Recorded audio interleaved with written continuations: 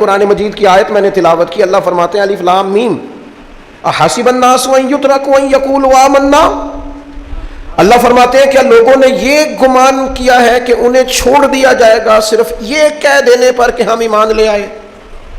انہوں نے کہا ہم ایمان لے آئے تو اب انہیں چھوڑ دیا جائے گا، بس ختم، اتنی بات پر چھوڑ دیا جائے گا؟ وہم لا یفتنون، اور انہیں آزمایا ہی نہیں جائے گا۔ فرمایا ایمان لانے کے بعد صرف ایمان پر ہی تمہیں چھوڑا نہیں جائے گا بلکہ تمہیں آزمایا جائے گا، تمہاری آزمائش ہوگی۔ کس طرح؟ وَلَنَبْلُوَنَّكُمْ بِشَيْءٍ مِّنَ الْخَوْفِ وَالْجُوعِ وَنَقْصٍ مِّنَ الْأَمْوَالِ وَالْأَنفُسِ وَالثَّمَرَاتِ، تمہیں کسی نہ کسی ایک چیز سے ضرور آزمائیں گے، یا خوف سے آزمائیں گے، بھوک سے آزمائیں گے، جانوں اور مالوں کی کمی سے، پھلوں کی کمی سے آزمائیں گے۔ اور یہ پھلوں کی کمی سے مراد، علماء تفسیر نے لکھا اس سے مراد اولاد کا انتقال کر جانا بھی ہے، وہ بھی پھل ہوتی ہے۔ تمہیں آزمائیں گے اور اگر تم پورے اترے تو وَبَشِّرِ الصَّابِرِينَ، رب فرماتا ہے محبوب پھر صبر کرنے والوں کو میری رحمت کی خوشخبری سنا دے، پھر انہیں خوشخبری دے دے میرے کرم کی۔ میرے عزیز، زندگی میں آزمایا جائے گا۔ نبی اکرم نور مجسم شفیع معظم صلی اللہ علیہ وسلم کی بارگاہ میں حضرت خباب بن ارت رضی اللہ تعالیٰ عنہ حاضر ہوئے۔ حضور خانہ کعبہ کے ساتھ ٹیک لگائے بیٹھے تھے تو حضرت خباب عرض کرنے لگے یا رسول اللہ اتنی تکلیفیں آ رہی ہیں، کافر اتنا ستا رہے ہیں، ہمیں پریشان کیا جا رہا ہے، ہم سخت آزمائش میں، حضور آپ اللہ کی بارگاہ میں دعا کیوں نہیں کرتے ہمارے لیے؟ نبی پاک علیہ السلام فرمانے لگے تم سے پہلے لوگوں کا حال پتہ کیا تھا؟ یہ صحیح حدیث بخاری میں موجود ہے۔ فرمایا تم سے پہلے لوگوں کا حال یہ تھا کہ انہیں گڑھے کے اندر رکھ کے ان کے جسم کو مٹی سے دبا کے پھر ان کے سروں پر آریاں رکھ کے چیر دیا جاتا تھا، لیکن پھر بھی وہ اپنے دین سے ہٹا نہیں کرتے۔ نبی پاک علیہ السلام فرمانے لگے تم سے پہلے لوگوں کا یہ عالم تھا کہ ان کے جسم لوہے کی کنگھیوں سے کریت دیے جاتے تھے، ان کا گوشت اتار دیا جاتا تھا، لیکن وہ اپنے دین سے ہٹنے کو تیار نہیں ہوتے تھے۔ یاری تیری سونے پر ازمائشاں تیریاں اگ، اے سونا پرکھیا جامدہ ہی پہلو نال اگاں دے لگ۔ اپنی زندگی میں تیار رہیں، ذہنی طور پر آزمائش کے لیے تیار رہیں، مزاج بنائیں۔ جب بندہ پہلے سے تیار ہوتا ہے نا، اس کا خیال ہوتا ہے کہ آزمائش آ گئی تو میں نے صبر کرنا ہے، پہلے سے اس کی تیاری ہوتی ہے، پھر وہ ذرا گھبراتا نہیں، پریشان نہیں۔ ہم تیار نہیں ہیں ذہنی طور پر۔ ہر بندے کو سکھ چاہیے، ہر بندے کو، بلکہ ہمارے ہاں تو لوگ کہتے ہیں مرید ہو رہا ہوں تاکہ میری طرف تکلیف کوئی نہ آئے۔ تو میں کہا کرتا ہوں پہلے پیر سے پوچھ لو اسے کبھی آئی ہے کہ نہیں، اگر اسے آئی ہے تو پھر اس کا مطلب ہے تمہیں بھی آ سکتی ہے۔ لوگ نماز اس لیے شروع کرتے ہیں، کہتے ہیں میں 5 نمازیں بھی پڑھتا ہوں، میں صدقات بھی کرتا ہوں، کام میرا پھر نہیں چلتا۔ تو میں کہتا ہوں تمہیں پتہ ہی نہیں، نمازی کے لیے تو آزمائش ہے، جتنا جتنا ایمان کامل اتنی اتنی آزمائش بھی زیادہ۔ اور یہ میں اپنے پاس سے نہیں کہہ رہا، حضرت ابو سعید خدری رضی اللہ تعالیٰ عنہ فرماتے ہیں میں نبی پاک علیہ الصلوۃ والسلام کی خدمت میں حاضر ہوا اور حضور کے دست مبارک کو چومنے کے لیے میں نے اپنے ہاتھ جب آگے کیے تو تپش تھی، تیز بخار تھا نبی پاک کو۔ تو حضرت ابو سعید خدری رضی اللہ تعالیٰ عنہ ارشاد فرماتے ہیں کہ میں نے، یہ سنن ابن ماجہ میں موجود ہے، فرماتے میں نے عرض کیا یا رسول اللہ صلی اللہ علیہ وسلم اتنا تیز بخار؟ حضور فرمانے لگے ہم پر جو آزمائشیں آتی ہیں نا انبیاء پر، وہ عام لوگوں سے دگنا آتی ہیں۔ یہ تو لاڈلے ہیں، یہ تو محبوب ہیں اللہ کے۔ فرمایا عام لوگوں سے دگنی آزمائش آتی ہے، لیکن فرمایا ہمارا رب بڑا کریم ہے، ہمیں اجر بھی ڈبل ہی عطا کرتا ہے، ہمیں اجر بھی ڈبل ہی عطا کرتا ہے۔ تو حضرت ابو سعید خدری کہتے ہیں موقع اچھا تھا، میں نے ایک سوال بھی کر دیا، میں نے کہا یا رسول اللہ صلی اللہ علیہ وسلم بتائیے نا بھلا دنیا میں زیادہ آزمائشیں کن کو آتی ہیں؟ تو حضور فرمانے لگے سب سے زیادہ آزمائشیں اللہ کے انبیاء کو آتی ہیں، نبیوں کو آتی ہیں۔ حضور اس کے بعد فرمایا اس کے بعد جو ان کے زیادہ قریب ہوتا ہے اسے آتی ہیں۔ لوگ کیا سمجھیں گے امام حسن کی آزمائش کو؟ لوگ کیسے سمجھیں گے سیدنا امام حسین کی آزمائش کو؟ فرمایا جو ان کے زیادہ قریب ہوتا ہے اسے زیادہ آزمائش آتی ہے۔ تو حضور کے سب سے قریب تو امام حسن ہے نا، امام حسین ہے نا، تو کیا سمجھتا ہے قربت بس نسبت کے اظہار کا نام ہے اور بڑے لطف کے ساتھ زندگی گزارنے کا نام ہے؟ تو نبی پاک علیہ الصلوۃ والسلام نے فرمایا بات بڑی مزے کی ہے، فرمایا پھر اللہ کے بعض بندے تو ایسے ہوتے ہیں جنہیں اللہ فقر میں مبتلا کر دیتا ہے، فرمایا ان کے پاس صرف ایک چادر رہ جاتی ہے، اتنا فقر ان کے پاس آتا ہے، لیکن جو حدیث کے آخری لفظ ہے نا وہ وجد والے ہیں، وہ وجد والے ہیں، وہ سرور والے ہیں۔ ہمارا یہ مزاج ہوتا ہے کہ میٹھا میٹھا کھا جاؤ اور ذرا کڑوا آ جائے تو سویرے بھی رو شام بھی رو، حال ہی کوئی نہیں، غریبی بڑی، پریشانی بڑی، حضرت صاحب گھر سے بیماری جاتی نہیں۔ اور جناب کیا بتائیں، بعض لوگ تو ایسے ہیں جن کی بات سن کے لگتا ہے زندگی میں کبھی سوئے ہی نہیں، اتنے بڑے بڑے دکھ سناتے ہیں۔ او خدا کی رحمت کا بھی تو ذکر کرنا، خدا نے جو تیرے اوپر انعامات کیے ہیں ان کا بھی تو ذکر کرنا، ان کا تذکرہ ہی نہیں کر رہا میرا بھائی۔ نبی پاک علیہ السلام نے فرمایا ان لوگوں پر دکھ آتے ہیں پر قربان ہونے کو جی چاہتا ہے ان لفظوں پر۔ حضور فرمانے لگے وہ رب کی طرف سے آنے والے دکھ پر بھی اس طرح راضی ہوتے ہیں جس طرح تم میں سے کوئی راحت ملنے پر راضی ہوتا ہے۔ سکون والی چیز ملنے پر جس طرح تم راضی ہوتے ہو اس طرح وہ دکھوں پر بھی راضی ہوتے ہیں۔ دکھ قبول محمد بخشا، دکھ قبول محمد بخشا، پر ایک شرط لگائی چھوٹی سی میاں صاحب نے، انہوں نے کہا 100 دفعہ قبول ہے، دکھ 100 دفعہ قبول، دکھ قبول محمد بخشا پر راضی رہن پیارے۔ یہ شرط یہ ہے کہ تو راضی رہ، تو راضی رہ، دکھ قبول محمد بخشا، راضی رہن پیارے۔ اور حضرت سلطان صاحب کہنے لگے ایسا کیتی ہے جان حوالے رب دے، ایسا عشق کمایا ہے اسی مرن تو پہلو ہی مر گیا، باہو تا مطلب نو پایا ہے، ہم نے تو پہلے سے ہی نتیجہ نکال دیا ہے۔ تو سکون ڈھونڈنے نکلا ہے، تو چاہتا ہے زندگی میں آرام مل جائے۔ کائنات میں سب سے زیادہ پیار اللہ کا اپنے محبوب کے ساتھ، لیکن دیکھ لو نا، پیدائش سے پہلے ہی حضور کے والد چلے گئے، 4 سال یا 6 سال کی عمر میں والدہ گئیں، 8 سال کی عمر تھی محبوب کے دادا کا جنازہ اٹھا تو محبوب پیچھے پیچھے جنازے کے جا رہے تھے۔ پھر وقت آیا جب تبلیغ دین کا، تو دنیا کا کون سا دکھ اور کون سی تکلیف اور کون سی اذیت ہے جو حضور کو نہیں دی گئی، لیکن کریم ہر وقت کہتے ہیں افلا اکون عبدا شکورا، میں رب کا شکر گزار بندہ نہ بنوں۔ ہر مقام پر کبھی بدر، کبھی احد، اور ہر طرح کی تکلیف، ہر طرح کی تکلیف، کبھی بیٹیوں کا دکھ، کبھی سیدہ عائشہ صدیقہ کے بارے میں منافقوں کی نازیبہ گفتگو، سارے دکھ محبوب کی حیات پاک میں رہے، کریم نے ان دکھوں کو برداشت کیا۔ پھر آپ دیکھ لیں دور حضرت صدیق اکبر کا آیا تو حضرت ابوبکر صدیق اس امت میں نبیوں کے بعد سب سے بڑا درجہ رکھتے ہیں، لیکن کوئی زندگی اس طرح کی تو نہیں کہ بڑے 2.25 سال بڑے آرام سے حکومت کی ہو۔ منکرین زکوٰۃ سے لڑنا پڑا حضرت ابوبکر صدیق کو، آزمائش تھی، لوگ منکر ہو گئے زکوٰۃ کے، حضرت صدیق اکبر لڑے، ختم نبوت کے تحفظ کے لیے لشکر تیار کیے، بہت سارے مسائل کا سامنا کرنا پڑا، صبح دن راتیں جناب ابوبکر نے مشقت کر کے خلافت اسلامیہ کو مضبوط کیا۔ دور حضرت عمر کا آیا، ساری دنیا مدینہ منورہ میں اندر سے دروازے بند کر کے سخت گرمی میں سوتی ہے، اور جناب عثمان غنی کہتے ہیں کہ میں نے فاروق اعظم کو 60 سال کی عمر میں دیکھا کہ مال غنیمت کے 2 اونٹ دوڑ گئے تو عمر بھاگے جا رہے ہیں، ان اونٹوں کو لے کے آ رہے ہیں، اور میں کہتا ہوں جناب آپ آرام کرتے، ساری دنیا سو رہی ہے۔ فرمایا سویا کرتا تھا کبھی خلیفہ بننے سے پہلے۔ عمر کسی غلام کو کہہ دیتے تو چونکہ پیار تھا نا، یارانہ تھا نا، حضرت عثمان بڑی محبت سے کہتے ہیں امیر المومنین کسی غلام سے کہتے اگر مال غنیمت کے اونٹ چلے گئے تھے تو لے آتا، تو حضرت عثمان کے کندھے پہ ہاتھ رکھ کے جناب عمر رو پڑے، کہنے لگے یار یہ حضور کے دین کی امانت بڑی ذمہ داری ہے، لے او سجنا اساں توڑ نبھائی، اساں جان بھی دتی تیرا تیرے، یہ بڑی ڈیوٹی ہے، یہ بڑی ذمہ داری ہے، میں کیسے غلام کو بھیج دیتا، مسلمانوں کا مال ہے، جب ڈیوٹی میری ہے تو کیسے کسی کو بھیجتا۔ یہ آزمائش ہے، یہ دکھ ہے۔ 22-24 لاکھ مربع میل کے حکمران حضرت عثمان غنی، ان کا دور آ گیا، یعنی وہ شخص جس نے چڑھتی جوانی میں بھی نظریں جھکا کے رکھی، اور جس شخص نے اپنا سارا مال دین پر قربان کر دیا، اس کے گھر کا گھیرا تنگ کر لیا گیا، بہت بڑی ذمہ داری حضرت عثمان پر آئی، بڑی۔ اور جناب عثمان غنی کا حال یہ ہے کہ 40 دن گزر گئے، جس شخص کے اپنے ذاتی مصارف لاکھوں کروڑوں میں لوگوں پر خرچ ہوتے ہیں، 40 دن سے اس نے کھانا نہیں کھایا، اسے ڈھب اور سلیقے سے روٹی پانی نہیں ملا، گھر میں قید ہیں۔ لوگوں نے کہا عثمان ہمیں اجازت دے دیں ہم لڑیں، کہنے لگے کیسے دے دوں، حضور کا مدینہ اور میری وجہ سے خون بہہ جائے، بس میرے اوپر آئی ہے تو میں نبھاؤں گا، یہ ذمہ داری ہے۔ کہا پھر عثمان خلافت، فرمایا یار یہ بھی میری مجبوری ہے، میرے نبی پاک نے فرمایا تھا عثمان اللہ تمہیں قمیض پہنائے گا، لوگ اتارنا چاہیں گے، دیکھنا اتارنا نہ، وہ قمیض نہ اتارنا کیسے چھوڑ دوں۔ حضرت عثمان بھی شہید ہو گئے، جناب عمر بھی شہید ہو گئے، حضرت علی المرتضیٰ شیر خدا وہ کیا 9-10 سال کی عمر سے حضور کے ساتھ چلے، ہر غزوے میں، ہر میدان میں، ہر جہاد میں، ہر جگہ آگے آگے۔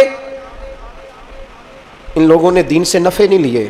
حضرت علی المرتضیٰ شیر خدا تو کوفے کی جامع مسجد کے پاس کھڑے ہو کے کہتے تھے میری کوئی بندہ زرہ خرید لے، امیر المومنین کہہ رہے ہیں میری طامت زیادہ پھٹ گئی ہے، اب تو پیوند لگنے کی جگہ بھی کوئی نہیں بچی، یہ زیادہ پھٹ گئی ہے، اگر مزید پیوند لگ سکتے ہوتے تو میں زرہ نہ بیچتا، یہ میری زرہ کوئی خرید لے، کوئی خرید لے زرہ۔ حضرت مولا علی شیر خدا 63 سال کی عمر مبارک، اور جب کوفے میں آپ کو خنجر لگا، زخم لگا، تو لوگ بیٹے کو بلاتے ہیں، آواز دیتے ہیں، لیکن جناب شیر خدا مولا علی مرتضیٰ مشکل کشا العطا حضرت علی المرتضیٰ شیر خدا زیر لب ہلکا سا مسکرائے، ادھر دیکھیے گا، اور مسکرا کے پتہ کیا فرمانے لگے، کہنے لگے فزت برب الکعبہ، لو بھائی کعبے کے رب کی قسم علی کامیاب ہو گیا ہے، کامیابی مل گئی۔ آج بات امام حسن کی آئی، امام حسن کو زہر دیا گیا، انتڑیاں نہ کٹ کٹ کے باہر گر رہی، اس شہزادے کی جس نے حضور کی گود میں عمر گزاری، محبوب کے کندھوں پہ رہنے والے حسن ابن علی، جناب امام حسین حاضر بارگاہ ہوئے تو ہاتھ پکڑ کے بھائی کا چوم کے رو پڑے۔ بھائی پیارے بھی تو بڑے ہوتے ہیں نا، بڑے پیارے ہوتے ہیں، اور ان لوگوں کا منصب بڑا انوکھا ہے، شدید تکلیف ہے۔ تو امام حسین کہتے ہیں میرے بھائی حسن بتائیے آپ کو زہر کس نے دیا، رو کے پوچھتے ہیں۔ بھائی کا ماتھا چوم کے امام حسن رو پڑے، کہنے لگے حسین میری مجبوری ہے، میں تمہیں نہیں بتاؤں گا۔ کہا کیوں؟ فرمانے لگے اس لیے کہ اگر وہ نہیں جس پر مجھے شک ہے تو پھر کسی بے گناہ کا نام کیسے لے دوں، اور اگر وہی ہے نا جس پر مجھے شک ہے تو پھر میں تمہیں نہیں بتاؤں گا، میرا رب بڑا بہتر انتقام لینے والا ہے، پھر بھی نہیں بتاؤں گا، کیا کروں، کیسے بتا دوں، مصطفیٰ کا نواسا ہوں، میں پڑھتے ڈالنے والی ماں کا بیٹا، میں شیر سے زیادہ جگر رکھنے والے علی کا پتر، میں کیسے بات کر دوں، بس زخم پہ زخم کھا کے جی خونے جگر کے گھونٹ پی، اور سجنا آہ نہ کر لبوں کو سی، یہ عشق ہے کوئی دل لگی نہیں۔ میرے نبی پاک صلی اللہ تعالیٰ علیہ وآلہ وسلم نے ارشاد فرمایا اللہ تعالیٰ دین میں جو لوگ سخت ہوتے ہیں نا ان پر مشکلیں بھی سخت ڈالتا ہے۔ یہ حدیث پاک آپ کو مسند امام احمد بن حنبل میں ملے گی، ابن ماجہ ترمذی میں ملے گی۔ فرمایا جتنا کوئی دین میں سخت ہوتا ہے اتنی اس کی مشکلات بھی سخت ہوتی ہیں، اور جتنا کوئی نرم ہوتا ہے اتنی اس کی مشکل بھی تھوڑی ہوتی ہے۔ حسین ابن علی بڑے سخت تھے نا دین میں، جاندار تھے نا دین کے معاملے میں، اللہ نے مشکل ڈالی۔ امام علی مقام کی باری آئی، بڑی منت کی حضرت عبداللہ ابن عمر نے، رو کے کہا حسین نہ جاؤ، تو امام حسین رضی اللہ تعالیٰ عنہ نے فرمایا نہیں اب میری ڈیوٹی لگی ہے تو جانا تو میں نے ہے نا، ذمہ داری تو پوری کرنی ہے۔ امام علی مقام رضی اللہ تعالیٰ عنہ نے اس ساری مشقت کو دیکھا۔ گھر چھوڑنا بڑا مشکل کام ہے، گھر چھوڑنا، وہ جہاں انسان رہا ہوتا ہے نا والدین کے ساتھ، جہاں وقت گزارا ہوتا ہے، کبھی بندہ بوڑھا بھی ہو جائے تو خوابیں اپنے پرانے مکان کی آتی ہیں، خواب بھی کبھی آئے نا تو وہیں گھومتا انسان اپنے آپ کو پاتا ہے۔ لیکن امام حسین نے کہا کہ بس اب وقت آیا ہے تو اب یہ چھوڑنا ہے۔ ہم نہ قربانی دیے بغیر پاس ہونا چاہتے ہیں، ہم کوئی مشقت سہے بغیر نمبر لینا چاہتے ہیں، ہم کوئی کام کیے بغیر رتبہ پانا چاہتے ہیں، ایسا ہوتا نہیں نا، یہ ممکن نہیں۔ آپ تاریخ پڑھیں نا انبیاء کی، حضرت نوح علیہ السلام نے 950 سال محنت کی ہے، اور میں سورہ ہود دیکھتا ہوں تو میں وہ انداز دیکھتا ہوں جس طرح کفر ان سے بات کرتا تھا، بڑی جدوجہد کی حضرت نوح نے، لیکن پتہ ہے دکھ اس سے بڑا کیا دیکھا، اپنا بیٹا ہی کافر ہو گیا۔ مالک امتحان ڈالتا ہے تو بڑے بڑے، اور حضرت نوح نے اپنے بیٹے کو ڈوبتے دیکھا، کہا مالک میرا بیٹا، فرمایا نہیں یہ تیرا ہے ہی نہیں، تیرے طریقے پر نہیں تو تیرا کیسے ہوگا، کسی کی نسل کے لانے کے لیے تو اس کے عقیدے پر ہونا ضروری ہے، تیرا نہیں۔ حضرت نوح نے مشقت دیکھی، واتخذ اللہ ابراہیم خلیلا، ابراہیم اللہ کے پیارے ہیں نا، لیکن زندگی پوری پڑھ کے دیکھ لو، ساری کی ساری مشقت مصائب سے بھری ہوئی، آزمائشوں سے لدی ہوئی، کبھی انہیں قوم آگ میں ڈالتی ہے، اور کبھی 86 سال عمر ہو گئی تو اولاد کوئی نہیں، اور دعا مانگ کے رب بیٹا وہ دیتا ہے جس کی پیشانی میں نور محمدی چمکتا ہے۔ اچھا پہلے دیا نہیں، اب دیا فلما بلغا ماہو سعیا، اور جب وہ ذرا ساتھ چلنے کے قابل ہو گیا، ہر بندہ کہتا نہیں منون خیر ہے میرا پتر جوان ہو گیا ہے، جب وہ بیٹا ساتھ چلنے کے قابل ہوا تو فرمایا ذبح کرو، کرو نا ذبح۔ تھوڑی دیر کے لیے دل پہ ہاتھ رکھ کے بتاؤ، اور بچے کو بخار چڑھ جائے تو نیند نہیں آتی، مائیں منتیں مانگتی پھرتی ہیں، روتے پھرتے ہیں باپ، بچے کی طبیعت ٹھیک نہیں، فقط بیمار ہے، اور جسے یہ کہا جائے ذبح کر، جناب ابراہیم تیار ہو گئے اور بیٹے کو ذبح کر دیا، چھری چلا دی۔ وہ تو مالک نے کہا کہ ابراہیم تم پر سلام ہو، تم نے اپنا خواب سچ کر دکھایا ہے۔ ساری زندگی دیکھیں نا آپ آزمائشوں سے بھری، ادھر آ جائے نا جناب ایوب ہیں، کتنے بیمار ہو گئے، کتنے بیمار ہو گئے، 12 سال گزر گئے طبیعت خراب کو، 8 دن کے بخار میں لوگوں کے شکوے، 12 سال بیت گئے، دکھ قبول محمد بخشا، بس عرض اتنی ہے کہ راضی رہن پیارے۔ آپ دیکھیں نا جناب یعقوب پیارے ہیں نا اللہ کے، لیکن آدھی زندگی روتے گزر گئی بیٹے کی یاد۔ جناب یوسف پیارے ہیں نا، سونا بنا کے نا، اور باپ کا لاڈلا بنا کے نا، محبت پوری کرا کے، پیار پورا۔ یا بنی لا تقصص رؤیاک علی اخوتک فیکیدوا لک کیدا ان الشیطان للانسان عدو مبین۔ او میرے بیٹے بھائیوں سے بات نہ کرنا ورنہ وہ کچھ چال چلیں گے، شیطان آدمی کا کھلا دشمن ہے۔ اتنا دنیا میں پیارا بچہ اور اس وقت کوئی نہیں تھا جتنے جناب یوسف ہیں، پر یوسف کبھی بھائیوں کی مار کھائیں، کبھی کنویں میں جائیں، کریم کا کرم ہے نا، کنویں میں پھینکے تو بچا لیں، لیکن وہاں سے نکلے تو پھر وہ بکیں، پھر کبھی یہاں بکیں، کبھی مصر کے بازار میں بکیں۔ او یار تو غور تو کر، وہی جناب یوسف اللہ کے پیغمبر پھر جیل جائے، ساری تکلیفیں سہ کے فرمایا لو یوسف اب میں تمہیں مصر کا بادشاہ بناتا ہوں۔ آپ جس کی بھی تاریخ ٹٹول کے لائیں گے نا وہ آزمائشوں والی والا، نہ بولو وَنَّكُمْ بِشَيْءٍ مِّنَ الْخَوْفِ، ہم ضرور تمہیں آزمائیں گے۔ امام حسین کی باری آئی، وطن چھوڑنا ہے حسین کو، امام علی مقام نے کہا کہ ہجرت کی تھی نا، حضور نے بھی وطن چھوڑا تھا، دور کھڑے ہیں نانا تیرے کرم کے خزینے کی خیر ہو، میں جا رہا ہوں تیرے مدینے کی خیر ہو۔ پھر حسین ابن علی وہاں سے نکلے، بچے ساتھ، ڈٹنا پڑا، بھوک پیاس، بچوں کا ساتھ، پھر بچوں کی شہادتیں، یہ ساری چیزیں انسان کو کمزور کر دیتی ہیں نا، لیکن جس کی شان بڑی ہوتی ہے اس کی آزمائش بھی بڑی ہوتی ہے۔ چھوٹی چھوٹی باتوں سے گھبرا جانے والی امت، ذرا ذرا سی بات پر پریشان ہو جانے والے لوگ، لڑکھڑاتے قدم، الجھے خیالات، بے چینیاں، بے قراریاں، بہتے آنسو، اور ہر وقت مظلومیت کا اظہار کرتی قوم اگر اپنے قدموں پہ کھڑا ہونا چاہتی ہے، امت اگر پھر سے امت سازی چاہتی ہے، امت اگر کھڑے ہو کے اور اللہ کی عطا پر راضی رہ کر اپنی زندگی گزارنا چاہتی ہے، ایک ہی فارمولا ہے، اس قوم کو امام حسین کی سیرت سے آگاہ کر دو، اس امت کو نبی پاک کے شانوں والے نواسے کی عظمتیں بتا دو۔ یہ جو لوگ سہمے سہمے، ڈرے ڈرے سے، پریشان سے، کمزور سے، غریبی کی بات کرتے، دیہاتی ہونے کی بات کرتے، سہمی سہمی باتیں کرتے، انہیں کہو ڈرو نا، وہ دیکھو پردیس میں حسین ابن علی تھوڑی دیر پہلے حضرت علی اکبر کی لاش مبارک اٹھا کے لائے ہیں اور لا کر کے خیمے میں رکھی ہے، لیکن انہیں پتا ہے کل بھی تو جانا ہے نا، انہیں پتا ہے نا کتنے کو سال جینا ہے، بالآخر جانا تو ہے نا۔ جس دھج سے کوئی مقتل میں گیا وہ شان سلامت رہتی ہے، اس جان کی کوئی بات نہیں، یہ جان تو آنی جانی ہے، موت بستر پہ بھی آ جایا کرتی ہے، لیکن جو میدانوں میں ڈٹ کے رہتے ہیں ان کو تاریخ ذرا زندہ رکھا کرتی ہے۔ کمزور زندگی نہ گزارو، ڈری ہوئی زندگی نہ گزارو، اور یہ کبھی نہ کہو ہائے حسین، ہم ہائے حسین والے نہیں، ہم واہ حسین والے ہیں۔ ہمارے بزرگوں نے ہمیں یہ سبق دیا ہے، ہم نے کہنا ہے واہ حسین۔ کیا کمال کر دی امام علی مقام نے، واہ حسین آپ کی عظمت پہ قربان۔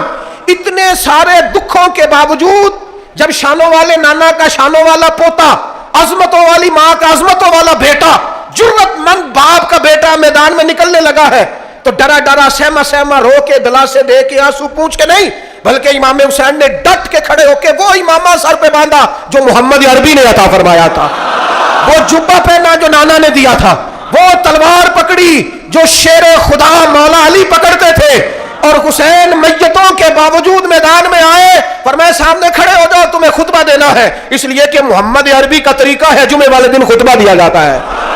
پورے وثوق سے اتمام حجت کیا، اور حسین ابن علی ایسے تو نہیں تھے کہ ڈرے بڑا تھے تو ان سے تلوار نہیں چلی، انہوں نے تلوار چلائی، جو ایک ایک دو دو کر کے آتے رہے وہ کٹتے رہے، وہ کٹتے رہے، پھر آواز ایک گونجی پیچھے سے، वो अकेले अकेले क्यों जाते हो? तुम्हें पता है अली का बेटा है। अली का घर तो वो घर है कि जिस घर का हर एक बच्चा जिसे देखो वही शेरे खुदा। मालूम होता है अकेले अकेले जाओगे तो तुम चेहरे की रोशनी नहीं देख रहे, आंखों की सुर्खी नहीं देख रहे, मिजाज का बलबला नहीं देख रहे, तबीयत का भागपन नहीं देख रहे, और जवानी में शहादत की लज्जत से आशना मोहम्मद का नवासा नहीं देख रहे। जरा मिल के जाओ, हाँ हाँ हुसैन इब्ने अली शहीद हुए हैं पर शान शौकत के साथ, हाँ हाँ हुसैन इब्ने अली दुनिया से तशरीफ ले गए हैं पर इज्जत वकार और अजमत के साथ। हाँ हुसैन इब्ने अली का सर कटा है, मुखालिफ ने तो अपनी तरफ से नेज़े की नोक पे चढ़ाया था, पर हुसैन का सर बोल बोल के कह रहा था देख लो मैं कट भी गया हूं फिर भी सबसे ऊंचा हूं, वो देखो मैं सबसे ऊंचा हूं, सबसे ऊंचा हूं मैं। ऐ हुसैन इब्ने अली, नाज़िशे आले नबी तुम पर सलाम, ऐ हुसैन इब्ने अली तुम पर सलाम, नाज़िशे आले नबी तुम पर सलाम। किसी ने एक बात की थी, उसने हद कर दी, उसने कहा मुर्रिख तू कितना को लिखेगा, खतीब तू कितना को वाज करेगा, ओ मुसन्निफ तू हुसैन इब्ने अली की शान में कहां तक बात करेगा, तू मेरे इमाम का बाकपन, उनकी जुर्रत, उनकी ताकत, उनकी हिम्मत, उनका कमाल, उनका सबर, उनकी इस्तकामत, उनका हौसला, उनकी जवामर्दी, उनकी हिम्मत कितनी को बयान करेगा, तू रहने दे। उसने कहा फिर क्यों रहने दूं? कहने लगे हुसैन इब्ने अली की शान रिफत कोई क्या जाने ये हसन जाने, हुसैन इब्ने अली की शान रिफत कोई क्या जाने ये हसन जाने, ये अली जाने, ये नबी जाने या खुदा जाने। हमारी ताकत नहीं है कि हम इमाम अली मकाम की अजमत को बयान कर, बस चुप कर मेरे अली, इत्थे जा नहीं हो। इमाम का तज़किरा बंदे को जवान करता है, बाहिम्मत करता है, जीने का हौसला देता है, मैदानों में खड़ा करता है। वही है तेरे जमाने का इमाम बरहक जो तुझे हाजिर और मौजूद से बेजार करे और मौत की शक्ल में दिखला के तुझे जलवा यार जिंदगी तेरे लिए और भी दुश्वार करे। और पलटना झपटना झपट कर पलटना ये लहू गर्म रखने का है एक बहाना। लिहाजा ताकतवर बनो, बाहिम्मत बनो, करबला के वाक़े से ताकत हासिल करो। फिर कहता हूं हम हाय हुसैन वाले नहीं, हम तो वाह हुसैन वाले हैं। हमारा कहना है कि वाह हुसैन, ऐ हुसैन इब्ने अली तुम पर सलाम, नाज़िशे आले नबी तुम पर सलाम। हम कह रहे वाह हुसैन, वाह हुसैन, वाह हुसैन, वाह हुसैन, या हुसैन, वाह हुसैन, या हुसैन, वाह हुसैन, वाह हुसैन, या हुसैन, वाह हुसैन। अपने मिजाज में ताकत पैदा करो, अपने बच्चों को ये कुव्वत इरादी, कुव्वत फैसला आने वाली नस्ल को मुंतकिल करें, ये हिम्मत, जज्बा। और बिलखुसूस माओ बहनों बेटियों को बताएं कि रो के ना जियो, उस तरह जियो जिस तरह हुसैन इब्ने अली की बहन ने जी के दिखाया। दरबार यजीद में जनाब ज़ैनब ने जब खुतबा पढ़ा ना, दरबार दमिश्क में वो ज़ैनब का खिताब मिंबर पे अली बोल रहे हो जैसे, इन्हें कहो कि जरा थोड़ा बाहिम्मत वक्त गुजारें, बाहिम्मत। कहीं नहीं डगमगाई मेरे इमाम की बहन, कहीं कमजोर नहीं पड़ी, ताकत, हिम्मत। और उन्होंने बतलाया है कि रो के वक्त नहीं गुजरता, वक्त तो छा के गुजारना चाहिए मुश्किलात के सामने। मेरे हज़रत साहब का एक शेर है, फरमाया करते थे तुझे क्या डर हो है अख्तर, तेरे यावर हैं वो यावर, मुश्किलों को जो तेरी खुद गिरफ्तारे बला कर दे। वो तो मुश्किल को मुश्किल में डाल देंगे जिनको हमने माना हुआ है, मुश्किल को मुश्किल में डाल दिया जाता है।